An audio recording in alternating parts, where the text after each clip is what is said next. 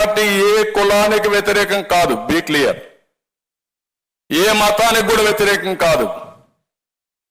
కానీ తెలుగు గడ్డ మీద పుట్టిన ప్రతి ఒక్కరి భవిష్యత్తు కోసం భరోసా ఇచ్చే party Telugu Desam party, NDA partners అయినటువంటి జనసేన, బీజేపీ. అదే మా ధ్యేయం. మీరు చేసే తప్పుడు పనులన్నీ చేసి తిరిగి మా మీద నెపవేసే పరిస్థితికి వస్తున్నారు. ఇప్పుడు ఒకసారి చూస్తే రాయలసీమలో నెల్లూరు వరకు, నేను ఇక్కడ ఎవరిని గురించి చెప్పడం లేదు కానీ వాళ్ళు చేసే ద్వంద్వ పరిణామాలు మీకు ఎక్స్ప్లెయిన్ చేయాలి కాబట్టి చేస్తున్నా. 62 సీట్లు ఉన్నాయి, ఇందులో 51 జనరల్ సీట్లు ఉన్నాయి. 41 మందికి రెడ్డిస్కి ఇచ్చాడు. తప్పులేదు, నువ్వు ఓపెన్గా చెప్పు. నేను ఇచ్చా, ఎన్ని ఇచ్చారు నువ్వు చూశావు. కానీ నేను బీసీలకు అగ్రభాగాన్ని వేశానని చెప్పడం, ఎందుకంటే బీసీలు 50% జనాభా ఉన్నారు. 50% ఉండే జనాభాకు న్యాయం చేయాలి. అందుకే మనం ఎంపీల్లో కానీ ఎమ్మెల్యేలో కానీ నెంబర్ 1 ప్లేస్ ఎవరైతే ఉన్నారంటే బీసీలకే ఇచ్చాం, తర్వాతనే మిగిలిన వర్గాలకు అంతా ఇచ్చాం. That is our commitment, that is our policy. నువ్వు చేసే తప్పుడు పనులు మళ్ళా గుడ్డగాల్చి వేరే పైన వేస్తే మనం తుడుచుకుంటా కూర్చోవాలా. అదే తప్పు అంటున్నా. ఎవరికి న్యాయం జరగల వీళ్ళ.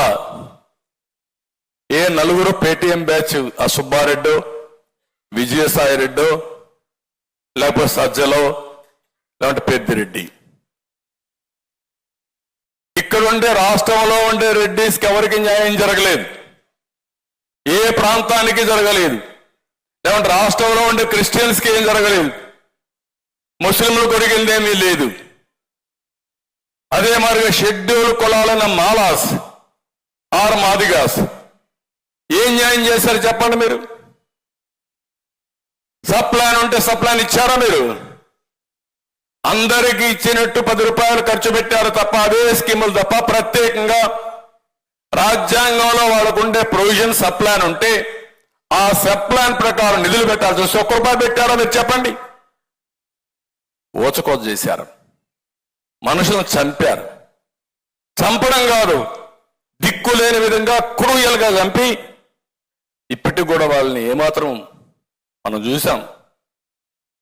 ఆ సుబ్రహ్మణ్యం డ్రైవర్, ఆ ఎమ్మెల్సీ డోర్ డెలివరీ పంపిస్తాడు డెడ్ బాడీ. అబ్దుల్ సలాం, 4 కుటుంబ సభ్యులు విధి లేని పరిస్థితుల్లో బ్రతకలేక బలవంతపు ఆత్మహత్యలు చేసుకున్నారు. ఇప్పుడు మాట్లాడుతున్నాడు మనం బీజేపీతో పోతుంటే మైనారిటీస్ వ్యతిరేకం చేస్తున్నాం, 4% రిజర్వేషన్లు తీసేస్తాం, లేకుంటే ఇంకోటి చేస్తున్నాం అని మాట్లాడే పరిస్థితికి వచ్చారంటే రెచ్చగొట్టి రాజకీయం చేసి రాజకీయ లబ్ధి పొందాలనే మనస్తత్వం తప్ప సమాజ హితం కోసం పనిచేయని పార్టీ ఈ పార్టీ. నేను అందుకనే మిమ్మల్ని అందరినీ ఒకటే కోరుతున్నా. ఈరోజు ఒక్క స్కాండల్ కాదు, ఒక్క స్కామ్ కాదు, మీరు ఏది చూసినా, ఏ స్కీమ్ చూసినా ఆ స్కీమ్ ఒక స్కామ్ ఉంటుంది. దానికోసం డిజైన్ చేశారు. అందుకే మీ అందరిపైన ఒక గురుతరమైన బాధ్యత ఉంది. మిగిలిన విషయాలు కూడా మనం మహాడుకోలు ప్రెస్ను పంపించేస్తాం. నేను ఒకటే మిమ్మల్ని కోరుతున్నా, రాష్ట్ర ప్రజలందరికీ విజ్ఞప్తి చేస్తున్నా, ఎన్డీఏ జాతీయ స్థాయిలో 100% గవర్నమెంట్ ఫామ్ చేస్తా ఉంది. వాళ్ళు ఒక లక్ష్యం పెట్టుకున్నారు, 400+ ఎన్డీఏ లక్ష్యం. రాష్ట్రంలో ఎన్డీఏ 160+ రావాలి. ఎంపీల్లో 24+, 25 గెలిపించుకోగలిగితే చరిత్ర, నాకేం అనుమానం లేదు. కడప కూడా మనమే గెలవబోతున్నాం, దాంట్లో నాకు అనుమానం లేదు. ఏ ముఖం పెట్టుకొని మీరు ఓటు అడుగుతారు? బాబాయిని చంపాం, మిమ్మల్ని కూడా లేపేస్తాం, ఓటేమని అడుగుతారా? నేను అడుగుతున్న సమాధానం చెప్పండి. అర్హత ఉందా నేను అడుగుతున్నా. అందుకే నేను జనసేన అధినేత పవన్ కళ్యాణ్ గారి కోరా, విస్తృతంగా తిరగాలని ఆయన ప్రోగ్రాం వేసుకుంటున్నాడు. నేను కూడా ఈ రోజు నుంచి 160 సీట్లు గెలవడానికి 160 మీటింగ్లు పెట్టుకుంటున్నా, 160 నియోజకవర్గాలు పర్యటిస్తున్నా. నా బాధ్యత నేను చేస్తాను, ప్రజల్లోకి వెళ్తాను. నేను చెప్పవలసిన విషయాలని చెప్పి ప్రజల్ని సమాయత్తం చేస్తాం. అదే సమయంలో మిమ్మల్ని కూడా కోరుతున్నాం, ఈ రోజు నుంచి మీ అందరికీ ఒక టైం టేబుల్ పెట్టుకున్నాం. మేమేం చేస్తున్నాం, మీరేం చేస్తున్నారు, మీ అందరికి ఇచ్చిన తర్వాత మళ్ళా 1 నెల తర్వాత 25 రోజుల తర్వాత మళ్ళా ఇక్కడే సమావేశం అవుతున్నాం. ఈసారి వచ్చినప్పుడు మీరు, మేము, జనసేన అభ్యర్థులు, బీజేపీ అభ్యర్థులు అందరం కూర్చుంటున్నాం. మళ్ళా సమీక్ష చేసుకుని ఎన్నికల బరిలో పోతున్నాం. మీరు ఈ నెల మాత్రం ఏమారితే ఇమ్మీడియట్ గా మళ్ళా మీకు ఫోన్లు వస్తాయి. ఫోన్లు రావడమే కాదు, నేను చేసే ప్రతి ఒక్క ప్రయత్నం మీరు గుర్తుపెట్టుకోండి, మేము చేసే ప్రయత్నాలు మీరు గుర్తుపెట్టుకోండి. ఈ ప్రయత్నాలన్నీ రాష్ట్ర శ్రేయస్సు కోసం, భవిష్యత్తు కోసం చేసే ప్రయత్నాలు. ఇక్కడ మాత్రం రాజీ ఉండదు.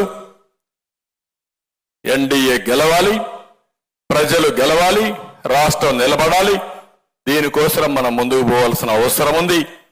ఇది అందరూ గుర్తుపెట్టుకొని, ఇంకొక పక్క కూడా కొంతమందికి సీట్లు రాని అభ్యర్థులు ఉన్నారు, అన్ని పార్టీల్లో ఉన్నారు. అందరినీ దృష్టిలో పెట్టుకుంటాం. అటు కేంద్రం ఉంది, ఇటు రాష్ట్రం ఉంది. పని చేయాలి, సమాజ సేవ చేయాలనే వ్యక్తులకి అవకాశాలు కల్పించే బాధ్యత ఈ 3 పార్టీలు కూడా తీసుకుంటామని మరొక్కసారి ఈ సభాపర్వంగా ప్రతి ఒక్కరికి విజ్ఞప్తి చేస్తున్నా. ఈ 3 రాజకీయ పార్టీల్లో ఉండే నాయకులు, కార్యకర్తలే కాదు, ప్రజలు మీరు ఆలోచించండి, అసోసియేషన్స్ మీరు ఆలోచించండి. చాలా అసోసియేషన్స్ ఉన్నాయి. ఒక కాలనీ ఉంది, ఆ కాలనీలో ఉండే హౌస్ అన్ని ఒక అసోసియేషన్ పెట్టుకున్నారు. స్కూల్స్ ఉన్నాయి, కాలేజీలు ఉన్నాయి. అదే మరి వృత్తిపరంగా చేసే చాలా మంది ఉన్నారు. ఇంకో పక్కన కులపరంగా ప్రతి ఒక్క కులానికి అసోసియేషన్స్ ఉన్నాయి. ఇవందరూ కూడా ప్రతి ఒక్కరు ఆలోచించండి. డాక్టర్స్ ఉన్నారు, ఇంజనీర్స్ ఉన్నారు, మేధావులు ఉన్నారు. ప్రతి ఒక్కరు ఆలోచించండి, ప్రతి ఒక్కరికి చెప్పండి. మీ బాధ్యత మీరు చేయండి, మా బాధ్యత మేము చేస్తున్నాం, మీ బాధ్యత మీరు చేయండి. మళ్ళీ రాష్ట్రాన్ని కాపాడుకొని ముందుకు పోవడం కోసం అందరూ ప్రయత్నం చేయాల్సిందిగా అందరినీ కోరుకుంటూ, అందరికీ మరొక్కసారి కంగ్రాచులేషన్స్. సీట్లు వచ్చిన ప్రతి ఒక్కరికి మనస్ఫూర్తిగా అభినందనలు, కంగ్రాచులేషన్స్. 1-2 కాన్స్టిట్యున్సీ ఇన్ఛార్జ్ కూడా పిలిచాం, మీకు రాలేకపోయినాయి. కానీ ఒకటే చెప్తున్నా, మీ సేవలు తప్పకుండా ఉపయోగించుకుంటాం. తెలుగుదేశం పార్టీ ఇన్ఛార్జీలే కాకుండా ఇంకా కొంతమంది వేరే పార్టీలో ఉన్నారు.